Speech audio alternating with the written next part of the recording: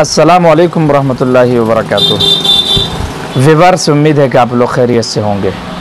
मैं हूं आपका होस्ट हकीम अशरफ अली शेख और आप देख रहे हैं हिकमत अशरफिया चैनल।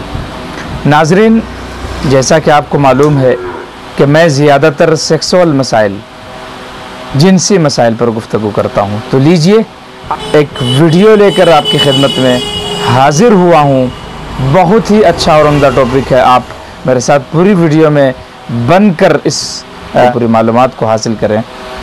और उससे पहले आपसे वही गुजारिश है कि जो लोग हमारे चैनल पे नए हैं वो हमारे चैनल को सब्सक्राइब करें, बेल आइकन को प्रेस करें ताकि हमारी हर आने वाली नई वीडियो सबसे पहले आप तक पहुंचे।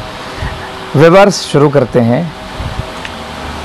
टॉपिक ये है कि शादी के बाद, मैरिज के बाद कौन ऐसा इंसान होगा कि जिसकी ये तमन्ना ना होती होगी, ये ख्वाहिश ना होती होगी कि हमारे घर भी बच्चे की पैदाइश हो, हमारे यहाँ भी औलाद हो। वो अलग बात है कि हर किसी की ख्वाहिश ये नहीं होगी कि उनके घर बहुत सारे बच्चे पैदा हों, लेकिन इस बात का कोई इनकार नहीं कर सकता कि उसके घर पे एक भी बच्चे की पैदाइश ना हो, या अगर ऐसे लोग होंगे भी तो बहुत कम तादाद होगी।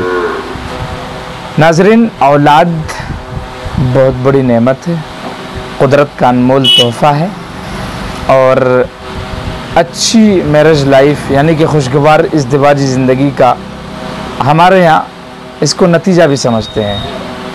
हालांकि इस पर अभी मैं गुफ्तगू करने वाला नहीं हूँ कि कोई ज़रूरी नहीं है कि जिसके घर पे बच्चे की पैदाइश हो गई है खुशगवार इज़्दिवाजी ज़िंदगी का सर्टिफिकेट उनको दे दिया जाए, कोई ज़रूरी नहीं है। खैर, आज मेरा टॉपिक आज का वो नहीं है। दोस्तों, बात की तमन्ना होती है कि हमारे घर भी बच्चे की पैदाइश हो, तो फिर आगे ये होता है कि भाई हमारे घर पे तंदुरुस्त, तवाना, खूबसूरत, बेहतरीन, ज़हीन, अक्ल सलीम वाला बच्चा, यानी कि अच्छा से अच्छा बच्चा पैदा हो। बच्चा बहुत खूबसूरत हो, बहुत आला हो, तंदुरुस्त हो, ये सब कुछ होता है, ये जहन में खाका होता है कि हमारे घर ऐसे बच्चे की पैदाइश हो। अब ऐसे बच्चे की पैदाइश के लिए जहाँ पर वालिदैन का बड़ा दखल होता है शक्ल सूरत और जिस्म, बॉडी के एतबार से, अक्ल और दानाई के एतबार से, दानिश्वरी के एतबार से, जहानत के एतबार से, तो वहीं पर वो तो है ही कि कहावत है कि बापत पूत परापर घोड़ा ना ही कुछ तो थोड़े थोड़ा। लेकिन अंदरूनी बात में आपको एक बात बताने जा रहा हूँ, जो आपकी वीर्य, आपकी सेमन यानी कि आपकी मनी जितनी अच्छी होगी, आपकी औलाद भी इतनी अच्छी होगी, इतनी खूबसूरत पैदा होगी। आपकी मनी खूबसूरत, खूबसूरत से मुराद कचड़ों से पाक, इन्फेक्शन से पाक, और उस मनी में जरासीम, स्पर्म भरपूर, स्पर्म की मात्रा पूरी की पूरी पाई जाती हो, मनी मुकम्मल तरीके से गाढ़ी हो। और जब इंसान फीमेल पार्टनर के साथ मिले, अपनी अहलिया के साथ मिले, अपनी वाइफ और बीवी के साथ मिले, तो उस वक़्त औरत के साथ ही मर्द डिस्चार्ज हो, और साथ ही जब मर्द का इंजाल होने लगे, मर्द का पानी निकलने लगे, तो मुकम्मल प्रेशर के साथ निकले, मुकम्मल जोशो खरोश के साथ निकले, भरपूर आला के अंदर, नफ्स के अंदर इस्तादगी हो, लिंग के अंदर मुकम्मल सख्ती हो, कामिल इंतशार हो।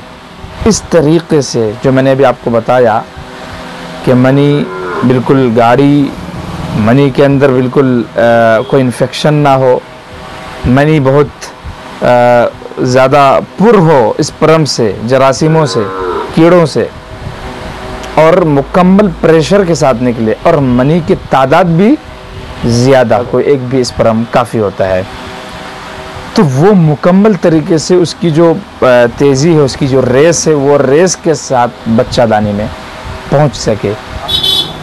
कि मनी का गाढ़ी होना कितना अहम है, कितना ज़रूरी है। अब इस वक्त बहुत सारे लोग ये शिकायत करते हैं कि हमारी टाइमिंग कम है, तो दोस्तों मनी को गाढ़ी करने के लिए आपको मैं चलते चलते एक नुस्खा भी बता दूं कि आपने क्या करना है कि किशमिश और खजूर और साथ ही बादाम और हनी, शहद खालिस, ये 4 चीज़ें आपको चाहिए होगी। रात के वक्त खजूर, किशमिश, बादाम के 8 दाने, खजूर के 4 दाने, किशमिश के 30 से 40 दाने, लंबे लंबे बड़े बड़े हों।